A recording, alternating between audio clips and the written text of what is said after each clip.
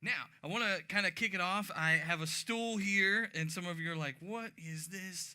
I'm just going to kind of just take it easy, kind of just take my time here, just to kind of give you a little update. So on Thursday, Thanksgiving, I began to have some just weird feelings. I'm like, what is going on?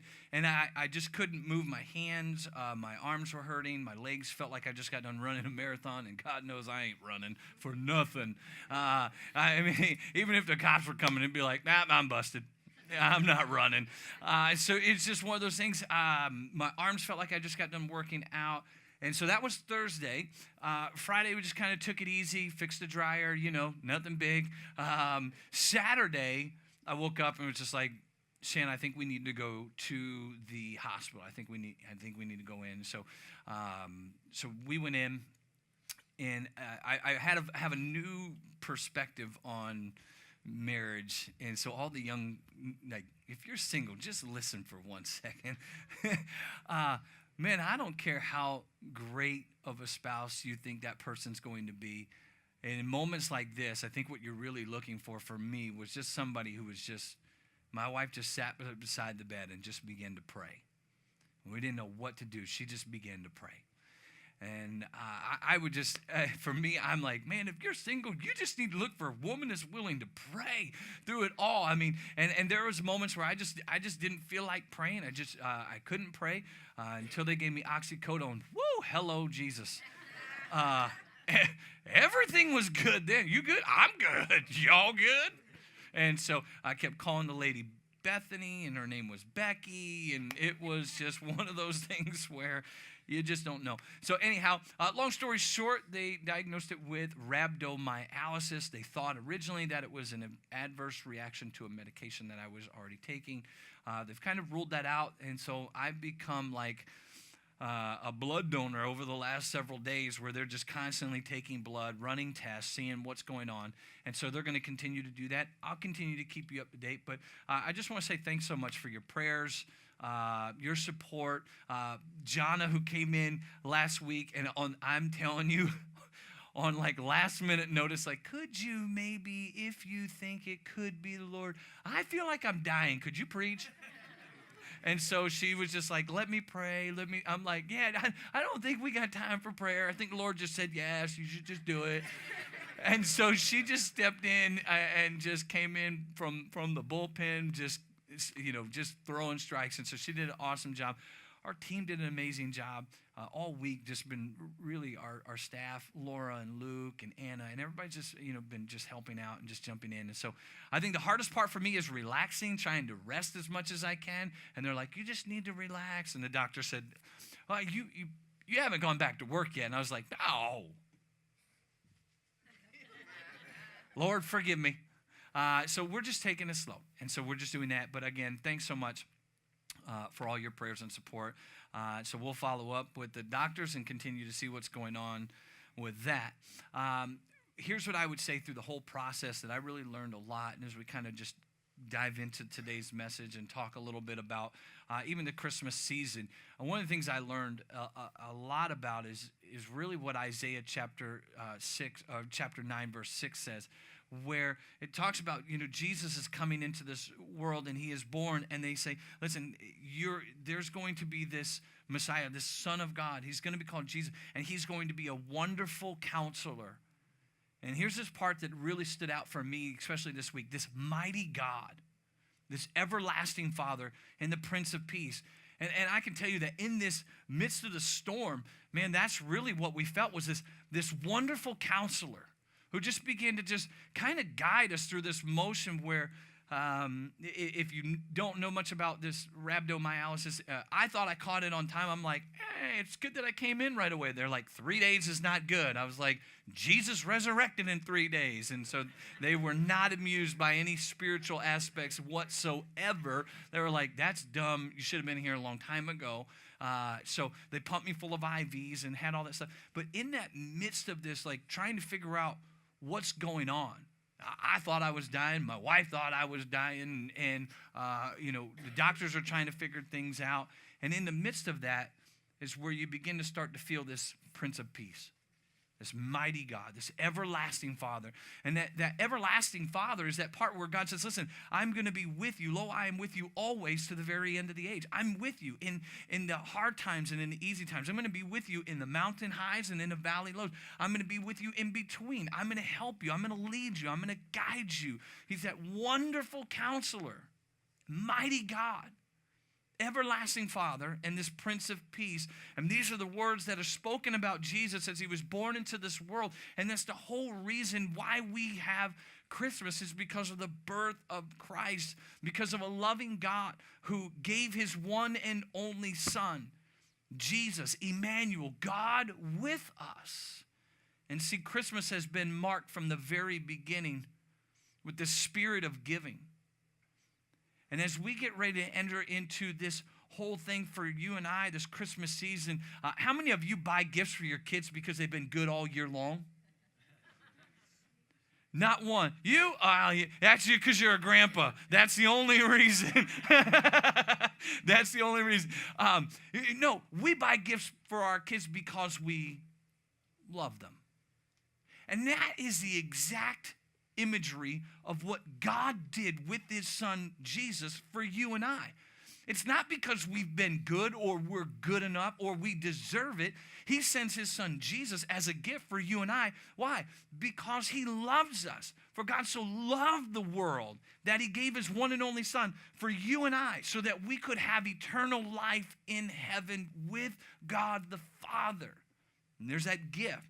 And so I think for me, one of the things that we start to get into this season of giving, And how many of you noticed our Christmas trees out front on your way in? I mean, I want to encourage you. That is our Operation Christmas Blessing. This is one of the fun things that we do here at our church that just gets me super excited.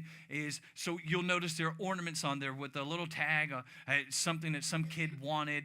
And what we do is we adopt about 4 families this year, and we find out what they want through the help of the school. We partner with Morris By in Hamilton, and we go, okay, hey, if it wasn't for somebody stepping in, these families wouldn't have a Christmas. So if it wasn't for you and I, there would be no Christmas for these people. So we want people that's lives that could be impacted. And so here's what we do if you're new to Northstar, and meaning you've never been around for a Christmas, and so you're like, I've never heard of this. Let me tell you how we do it. I get really super excited. I'm gonna stand up for a minute, and if I sit down, it's okay. Don't everybody panic or nothing like that, okay? But what we do is we get a list of things that kids want. And their social workers telling them, I'm not sure what all you'll get, but just make a list. Make a list of what you want.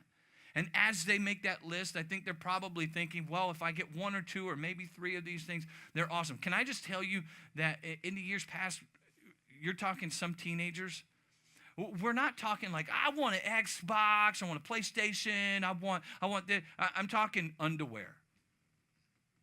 If I can just have some new underwear, if I can just have some new socks, if I can have some clothes for school, I'd be happy. These are elementary, middle school, high school kids that we partnered with in years past, and people are just looking for just some stuff. We gather up all the stuff. Our goal as a church is to get every single thing on that list. We also do moms and dads. So we get them parents or grandparents, guardian, whatever it is, whoever the kids are with, we get them something as well. And then here's what we do as a church. We wrap those things up. We give you clear instructions. Hey, wrap it up. Put who it's to. Don't put who it's from. And then when we get there, we meet with the parents and we give them the gifts back. And we tell them, you put your name on it. It's for the parents to add. So we as a church, we add value back into the home, and it's not about you and I. It's not about what the church did and, well, they have to come to the church on a Sunday morning to receive all their gifts. Nope, we're going to meet people where they are at, and we're going to add value back into their life, back into their home. Those kids don't need to worry about who it's from. We need to celebrate the parents, where the kids look at the parents and go, I can't believe you did this, and this will be something that forever is etched in their mind as a moment where God showed up. And so we share that with people. We share that with parents. And we say, man, Shannon and I have met with people, and they go, why would you do this? And I love it. We'll sit in their apartment and talk about, because this is exactly what God did when he sent his Son, Jesus, to you and I to be this gift. that we could be eternally grateful, but that we could have this relationship with a God who loves us. And we get to sit and pray with people. Man, that's one of the greatest things that I love that we do that. And yet, here's what I'll say, is that oftentimes we look at this time. People are more interested in giving at this time. It's the season of giving. People have no problems going by, and I want to encourage you, man, let's let today be the day where every ornament is gone. Can I tell you, as families, like, here's something that we do as a Velser home, is we talk to our kids and say, hey, we're going to get 2 gifts because we have 2 boys. We're going to get 2 gifts, and we're going to minus 1 gift from yours. Okay? So if you get 8 gifts, this year you're going to get 7. Both of you are going to get 7, and we're going to give a gift away. I have a 9-year-old and a 5-year-old. Not once have I had somebody complain. Maybe in their mind, they've been like, argh. But not once. Man, we make this a family thing, and we sit and we talk about the act of generosity and the gifts that we get to give and the blessing that we get to be in somebody else's life. And so we're in that whole season of giving. You'll just constantly keep hearing it, season of giving. And I think Starbucks had that as an advertisement one year, just a season of giving. This is the time where churches, pastors like me stand up and talk about, hey, don't forget to give your end-of-the-year contributions to a tax break where you want to make sure you get that in for the end-of-the-year giving and make sure that you're giving and that's in there. And we can do all those things. But what happens is we make Christmas out to be the season of giving when God has called us to have a spirit of giving, not a season. The seasons come and go, but the Bible talks about the Spirit is with us forever. And that is something that you and I have to not only embrace, but also begin to impact our kids with that our life should be marked by the Spirit of giving. That's why here at Northstar, when we take up our offering, man, we don't talk about a whole nother sermon on offering and why it's in. We just simply ask people to do 2 things. What are they, church? Number 1, and that's it. 2 things. Hey, we just ask that you be found faithful and obedient in the eyes of God when it comes to your giving. And then we pray, and then we take up an offering. And the pressure is no longer on the church or the pastor or somebody giving up. It just comes down to you spending time with the Lord, saying, what should I give? God, what would you want for me to give? What would you want for our family to give? And here's the greatest part, is that God didn't give seasonally when he gave his son. He gave for us for forever, to be with us forever.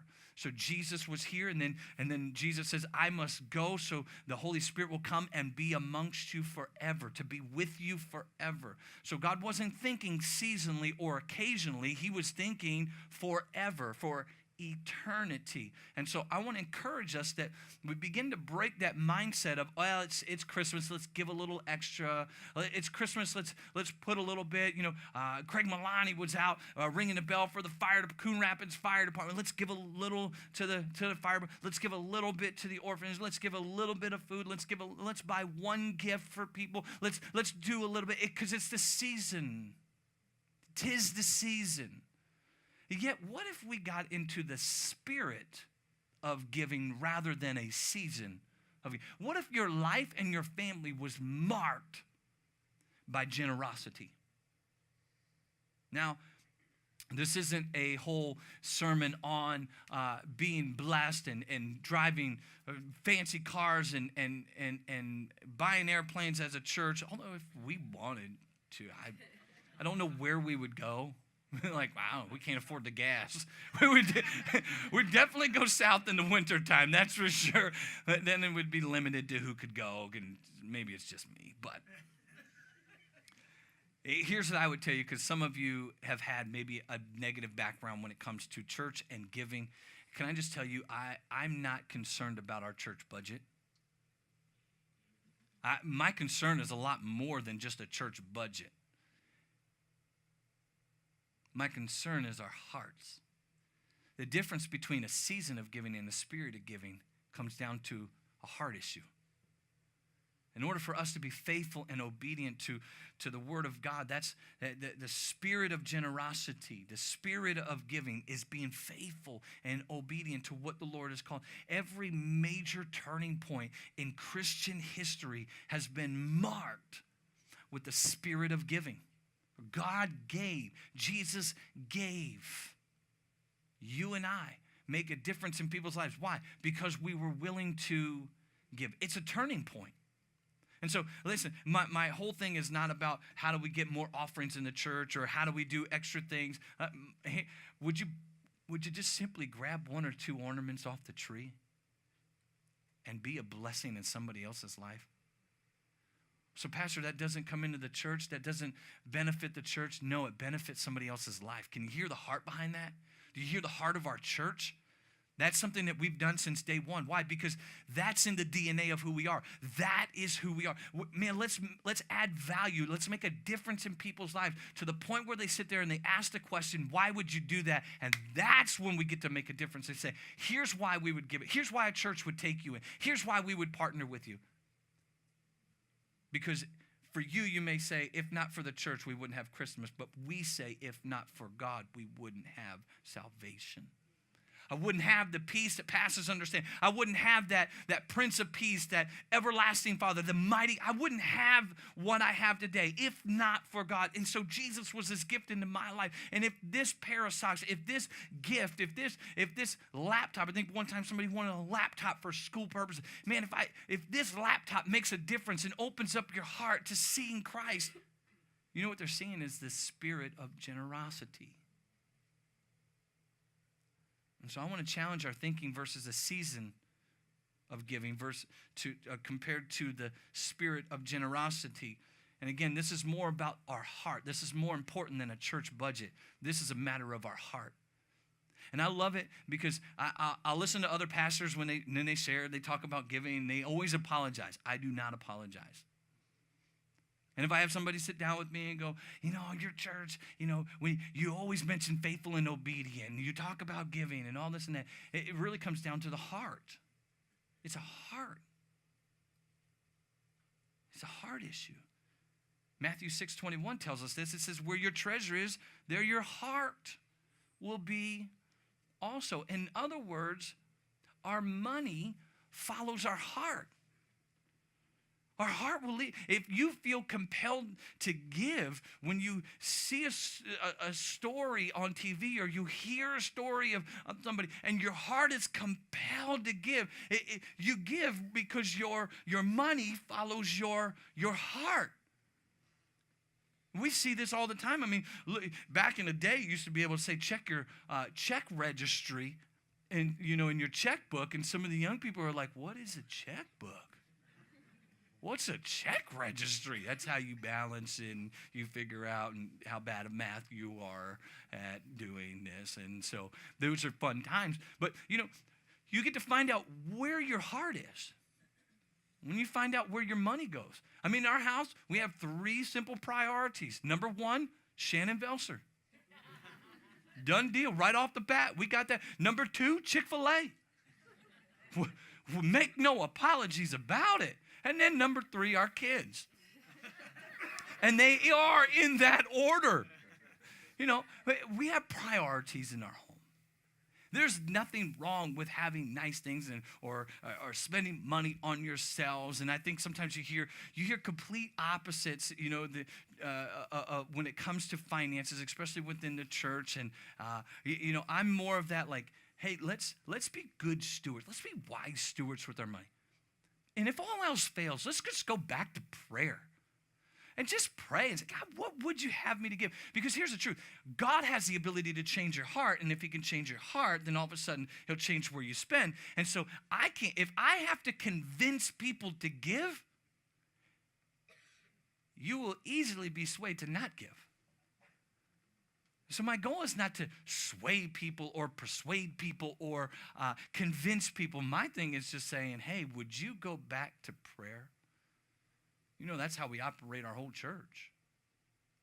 And by the way, we are a faith-based organization. It requires faith. If not, we're just an organization. And so we trust in God. We have faith in him. That's why the Bible says to trust in the Lord with all your heart. Why? Because where your heart is, your treasure is also. Now, as we open up God's word and we see the spirit of giving, it's critical in our lives together, not just individually, but together as a church. And so the Bible talks often about money, giving, generosity, tithing, sowing, reaping. A matter of fact, 2,300 times to be exact, the Bible talks about giving. From the beginning of the church in Acts chapter 2, the church was marked by the spirit of giving and generosity. From the very beginning of time. And the results of that, let me give you the results of what that looked like. In verse 32, it says there wasn't a needy person among them. Why? Because people were willing to give and had the spirit of generosity, the spirit of giving among them. And then when there was a need, people said, the church stepped up and said, let's help. We could do something about this. And so that's 32. Verse 47, people were getting saved daily in the church, and the church was growing. Man, we see some of that taking place right now in our church, and this is a fun season that we're in. In 1 Corinthians chapter 16, the Apostle Paul is writing to the church in Corinth, and he's instructing them on being faithful and obedient when it comes to the spirit of giving. Now, I want us to look at this up on the screen. You'll see it. 1 Corinthians chapter 16. Starting in verse 1, he says this, now concerning the collections for the saints, talking about offering, as I have directed the churches in Galatia. Now, Paul started 4 churches in Galatia, and so he has written to them. He's already talked to them about the spirit of giving, and he's saying, listen, I've already talked to them about it. Let me talk to you about it. And so he's writing this letter. So you also are to do. And here it is, verse 2. On the first day of every week, talking about Sunday, each of you is to put something aside and store it up as he may prosper, so that there will be no collection when I come. So he's saying, listen, here's a time that we've got to be giving in the offering. On Sunday, the first day of the week, each of you should be putting something aside. Now, the letter was uniquely written to, man, those lights are messing with me. Does anybody see those lights changing? Okay, I'm trying to decide between medication, reality, like, is this just me? I was ready to just tap Josh and go, hey, you got to come up. I think I might be losing it here. Okay, great. All right. So that's happening. So the letter was uniquely written to the church. Sit down, John. The church, the letter was uniquely written to the church in Corinth because in Corinth, there were some wealthy people and there were some not so wealthy people. I'm going to see, can we just maybe dim it just a tad? And we'll see where it goes from there. It's ADD happening and all that fun stuff. I love it. There it is. Okay, so Paul's writing to the church. And he's talking about the spirit of giving. Sorry for that. I apologize in a little moment there. So he's writing to the church, and he's just saying, hey, you have to maintain the spirit of giving. And he's writing to the local church, and he's saying, listen, here's what I want you to do. Each week, put something aside. And it's not just for the wealthy. It's not just for the poor. This is for everyone, so that everyone, each of you, is to put something aside. And when we take up our offering here, that's what we do every Sunday. Whether it's here in person, whether it's through our giving kiosk, whether it's online, however you give, whatever your method of giving is, it's not because of tradition or custom. Giving is actually an act of obedience that God has called us to. It's an act of worship. And in the midst of this materialistic world, God says, hey, here's what I want you to do. I want you to worship me, not money. I want you to put me first. I want you to take care of me. I want you to honor me. And I want you to trust me, knowing that I will take care of all your needs. He says, I will supply all your needs.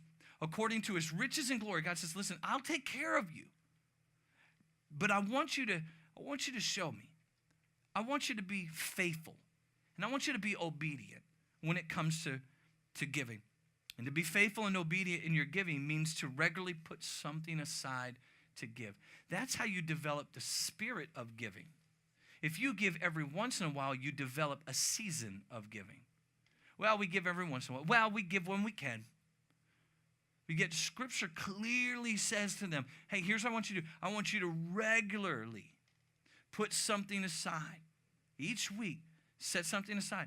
And now there is no whole legalistic like, well, if I get paid monthly or twice a month, should I still have to give? No, just be faithful. Be obedient in your giving. And the Old Testament talks about tithing. Now I want to just kind of talk about this just for a few moments. The Old Testament talks about tithing, which is 10%. If people would give 10% of their income, and to be biblically correct, they actually gave more than 10%. Because they tithe off of their income, but they also, in the Old Testament, they also tithe off of their land. They also tithe off of their produce. And then actually every third year, they took up another tithe that went to the widows and orphans and to the poor. So technically, they gave around 23% in the Old Testament when they were giving. Now, when you turn the page from Old Testament into New Testament, we don't see a specific command to tithe. Now, we see Jesus' statements in Luke 11, and we also see it again in Matthew chapter 23, where Jesus is encouraging the religious leaders to tithe and to do more. So when you move from the Old Testament law into the New Testament covenant, everything increases. And I always explain it like this. If you think about it, from Old Testament, the 10 Commandments, thou shalt not commit adultery. That's okay. That's good. We get that. Now you flip into the New Testament where some people go, well, we're no longer under the law. And I love when people want to do this one because I have fun with this one. Because everything increases. So Old Testament law, Moses said the Mosaic law, thou shalt not commit adultery. Flip into the New Testament, and now the New Testament says if you even look at a woman lustfully, you've already committed adultery in your heart. And then it later on says, if your eye causes you to stumble, pluck it out. It's like, well, we went from like, hey, you shouldn't do that to if this even causes you, you should remove it. And it's like, whoa. So I do have a fun moment when people go, well, I just don't really believe in tithing, Pastor. I believe that's an Old Testament. I go, oh, okay.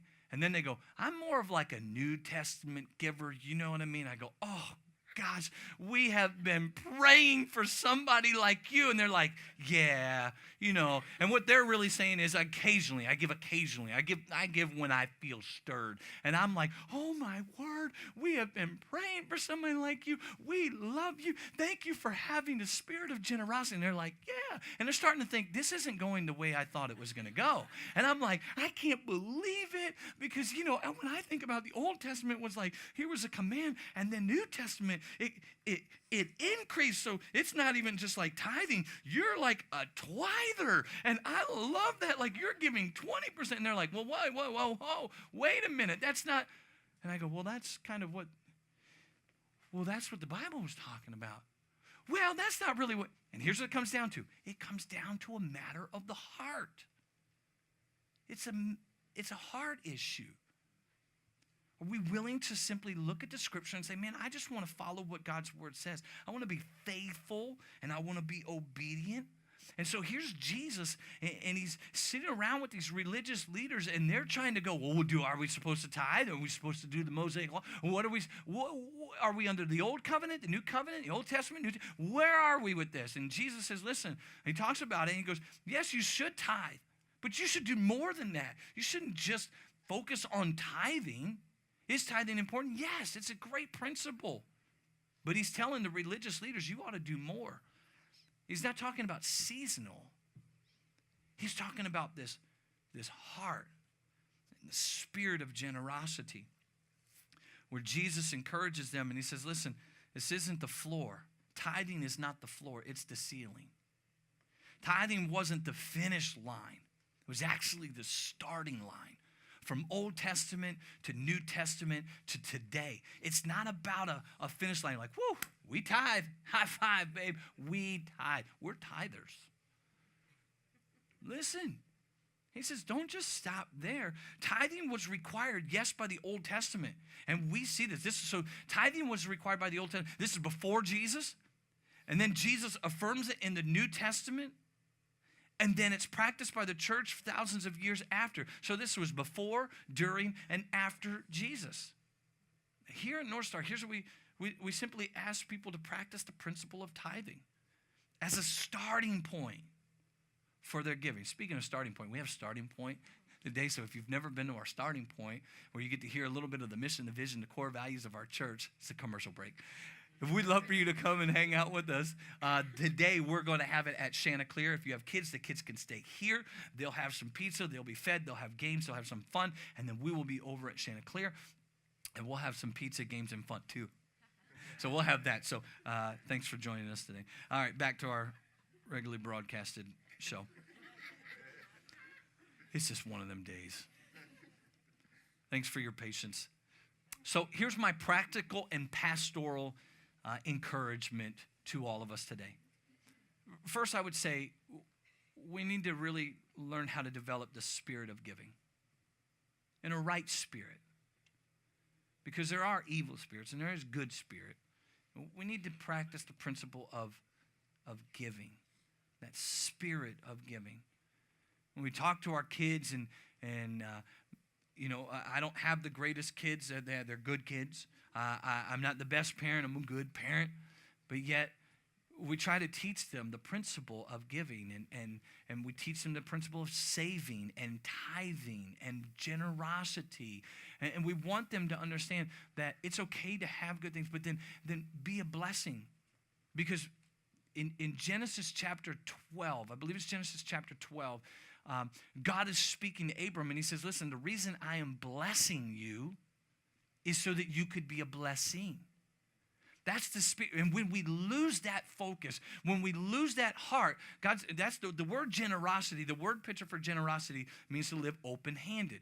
If you've been around Northstar, we've talked about that plenty of times before. Generosity means to live open-handed. As I live open-handed, God lives open-handed. But the moment I live closed-fisted, God lives closed-fisted. It's the principle of sowing and reaping. If I sow, I reap. But if I don't sow and I hoard and I store up for myself rather than treasures in heaven, if I hold on to that, God goes, man, I can't give you more until you're willing to let go. And there's a faith moment there. There's fear and faith, and I believe this is where fear and faith collide when it comes to today's day and age, our generation, our culture that we live in, because we go, no, I got to store up for me. I got to think about that, and I've got to be. And I believe in all those things. I believe in saving. I believe in retirement. You better be saving some money for retirement. You better have all those things taken care of. Be thinking of the future, but also have that spirit of generosity. And here's what happens. The more that we give, the more that it opens us up to seeing God move. And so here's my pastoral, my practical, but also pastoral. Here's what I would say to you. You see it up on the screen. Seriously consider starting your giving with a tithe. Seriously consider starting your giving with the tithe. And I'm saying consider starting here because I know some of you, you may need to take some steps to get to that starting line. And that's okay. But here's what I would say is together we start with the tithe, and then we prayerfully and intentionally expand our giving beyond the tithe as he blesses us. Listen to those last three words right there. As he blesses us. That's 4. Why does he bless us? So that we could be a blessing. So is God against blessing you? No. He blesses you. Why? To be a blessing. So if he blesses me, do I have to give it all away? No. He blesses you so that you then can turn around and bless somebody else and be a blessing into their life. Operation Christmas Blessing. Doing something with what you have. And doing it as a family. And making a difference in somebody else's life. I think of Mark and Susie Quas who go and build homes in Ensenada, Mexico. Maybe it's not money. Maybe it's your time and your talent. Maybe saying, hey, I'll go to the next missions trip. I'm with you guys. I know how to build. I'm with you. I'm in this thing. I'm going to do it. I'm going to be a part, and I'm going to give in that sense. Man, then go. Have the spirit of giving and being generous. Not the spirit of stinginess. And what's in it for me? God says, man, I'll bless you so that you can be a blessing. Well, what happens when I'm a blessing? He goes, I'll bless you. Why? To be a blessing. So as I'm a blessing, he blesses, and it just continues to repeat that cycle. So seriously consider starting your giving with the tithe. My prayer is for all of us that we would all go against the grain and how this world thinks versus a season of giving versus a spirit of giving. And it wouldn't just stop at Christmas time, but our hearts would be transformed, because if our heart is transformed, it does a whole lot more than our finances. It impacts our family.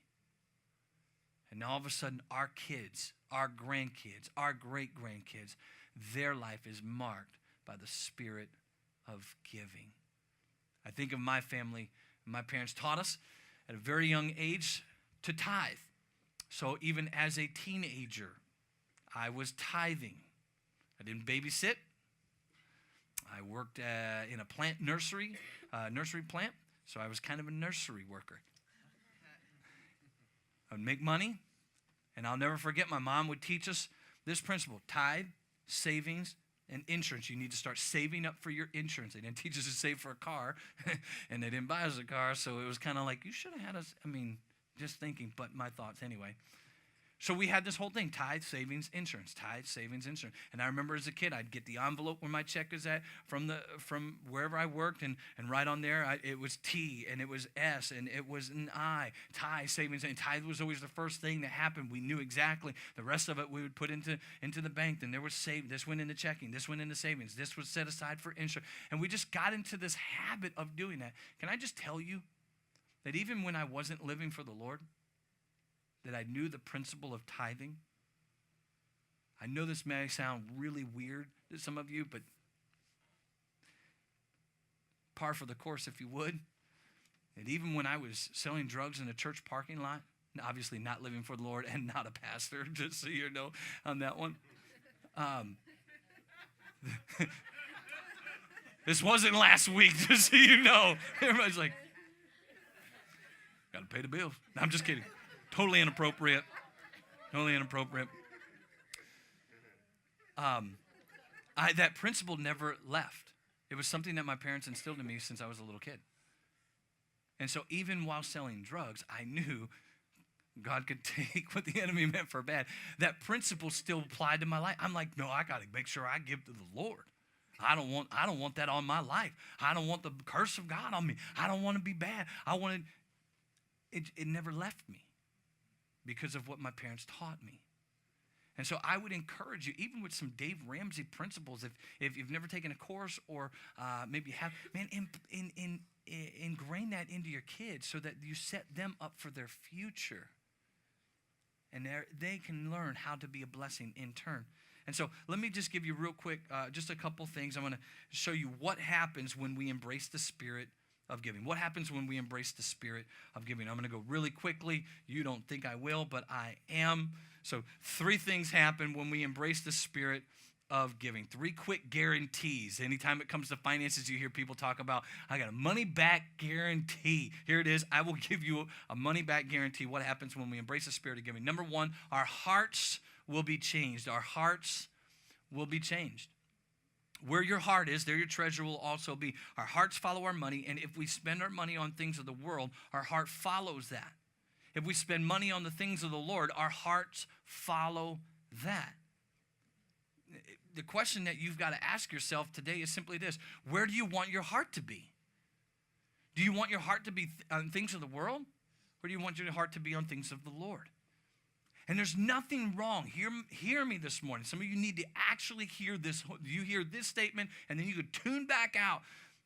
God is not opposed to you having good things and nice things. God is not opposed to your hobbies and your habits. But if your hobbies and your habits take the rule and the precedence over God, there is a heart issue there. Well, no, I'm a gamer. I gotta have my games. I gotta have I'm a golfer. I'm a shopper. Nothing wrong with shopping. Trust me, I love it. Nothing wrong with gaming. As a teenager, as an adult, we need to have a conversation, okay?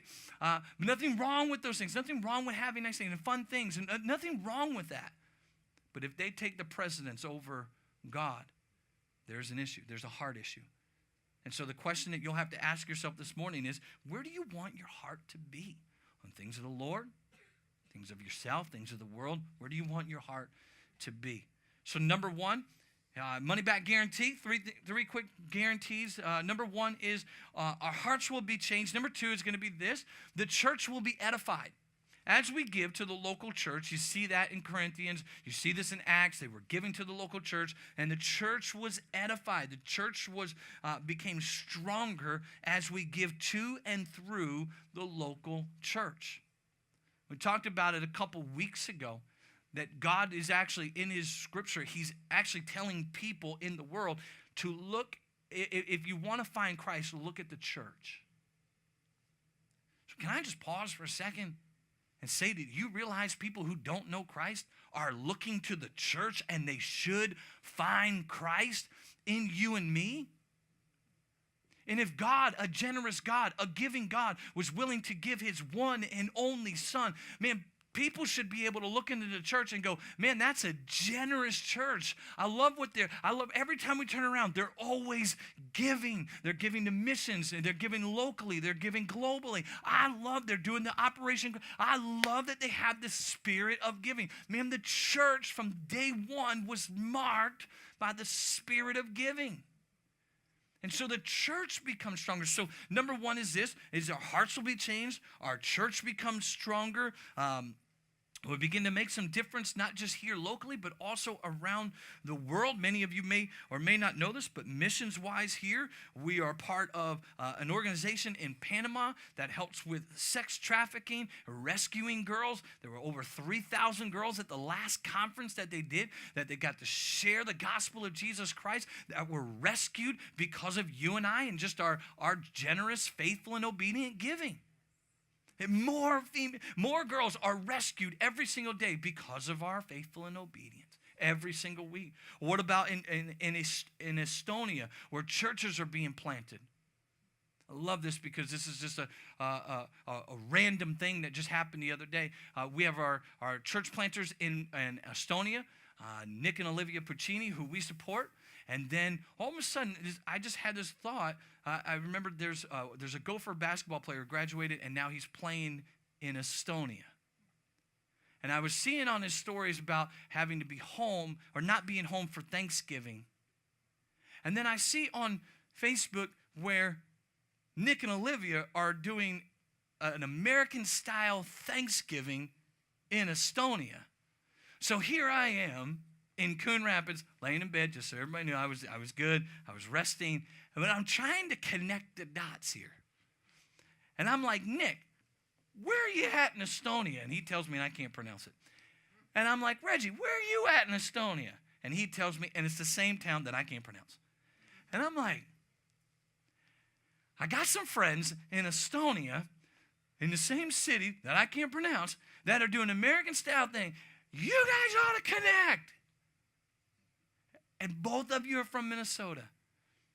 And now, all of a sudden, here's a student who's playing basketball in Estonia, who has the ability now, there's a church for him to go to, for his life to be changed.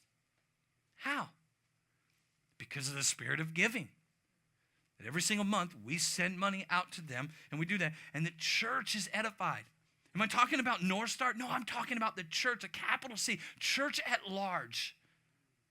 Big church, the kingdom of God. This isn't about us. It is bigger than you and I. It is about rescuing people from the grips of hell so that they can have eternal salvation with Christ in heaven. And so the church is strengthened. When our hearts are changed, The church is edified. Then here's the last part. Ben, I'm going to have you come up if you would, please, sir. Number 3, God will be glorified. God will be glorified. Our hearts are changed. The church is strengthened. And God gets the glory. The reason we do what we do is for God to be glorified. Our giving gives God glory. And the feeding program in Mexico, and feeding families and children, thanking God for what you give. Think about one of those. Think about the parent who's out, a migrant worker who's just working, but yet doesn't have the means to provide food for their children, but yet knowing that there is a church, knowing that Pastor Jaime has a place, a community center that we built, that they can go to right there in Mexico where they can have food. And imagine those kids are sitting there and for however long, however many hours it's been that they haven't had food. Imagine what they're doing today.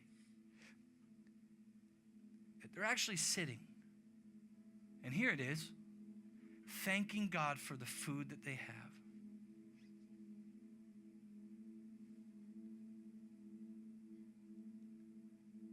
So God gets the glory. This isn't about you and I. It's bigger. It's about God getting the glory. Do you realize that everything that we do is about giving God glory? Go get a Christmas ornament. Don't put your name on it so we could tell people that about God. God gets the glory. And we give to missions around the world. Why? So God can get the glory. The church is strengthened through this.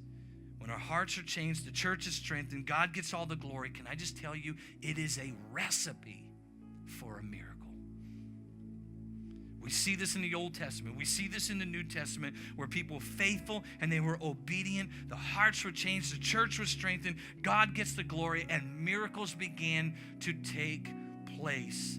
We're seeing that right now in our very church. We got the doors locked on the other side. Some of you are like, I know a secret way in. We got armed guards over there. No, I'm just kidding. It's just Chad. He has arms. Some of you will get that tomorrow.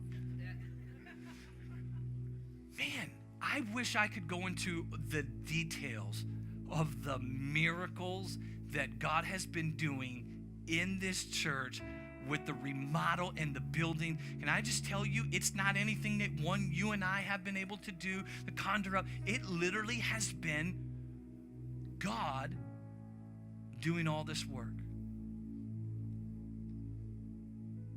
God orchestrating it. Why? So God gets the glory. We're seeing this before our very eyes. Hearts are changing. Our church is stronger than it has ever been before. There is more fun and more excitement. There is a bigger buzz happening around our church than the history of our church. God is being glorified through this whole thing, and miracles are starting to take place that we are not entering into a miracle season. We are in a miracle season. Now, I don't think it's a coincidence that everything that we're doing and everything that our church has been through, and even my health, is a coincidence. And I'm going to preach for a minute. Can I just tell you that anytime that you take a step of faith and you go to step out and do something that God's called you to do, man, the enemy draws attention to that and wants to stop everything that you're doing. When you want to start advancing your family and your finances and your household and your faith, man, the enemy will do everything he can to stop you, and he knows exactly how to do it. Can I tell you, over the years, the enemy has tried to do that within our church by moving us from location to location to location, purchasing this and then waiting and trying. Can I just tell you that God is doing something? And if the enemy can't get it within the church, then he begins to move to the leaders. And I said to my wife the other day, I said, I guarantee you, I'm willing to put money on it, your money. They'll do the blood test. I guarantee you they're going to come back with going, we can't know. We don't know. And here's their fail-safe is always going to be this. Maybe it's stress. Pastor asked me, or the doctor asked me if I worked in an unsafe environment. I said, sometimes.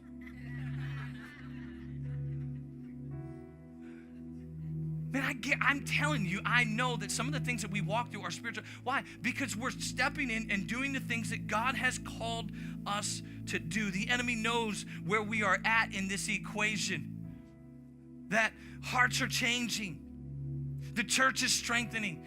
God gets every single part of the glory. Can I just tell you, I don't want to open the doors, but I'm just telling you, I can't wait. The ceiling's getting painted black. The sprinkler systems have already been redone. Things are happening. There was a moment, I'm just going to give it to you. Worship team, if you all want to come up, and I'll help close out. Josh or whoever is doing announcements, you just come on up, and it'll help me speed up real fast. But I'm just going to, man, that's what happens when you don't preach for a week. I'm going to sit down. We're going to end. And the enemy knows where we are at in this equation, that we are in a season of miracles, and they're already happening right in front of you. We have a guy, can I just tell you, he doesn't go to our church. He's not here. And I won't give any names. I won't give all the specifics. Can I just tell you, I have nicknamed this guy the Miracle Man. Not the Miracle Maker, but I've nicknamed him the Miracle Man. Originally, we were only going to redo the auditorium.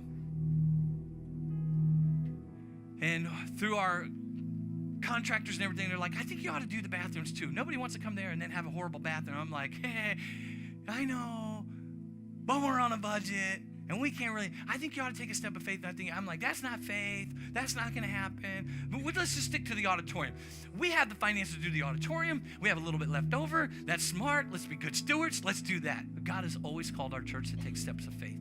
And every single time that we've taken a step of faith, God has always stepped up. And I'm going to give this to you real quickly. Yeah, don't come up. That might be a distraction there, even though I just sent you attention to it. Man, okay. The moment that I said yes, let's do it. Let's take a step of faith. And we had our pastoral advisory team, so I didn't just make that decision by myself. We walked through it as an advisory. The moment that we said yes, we'll take a step of faith. We knew that we were going to have to raise some money to complete it. And it was like, you know what? I truly trust God. I believe God. I know that this.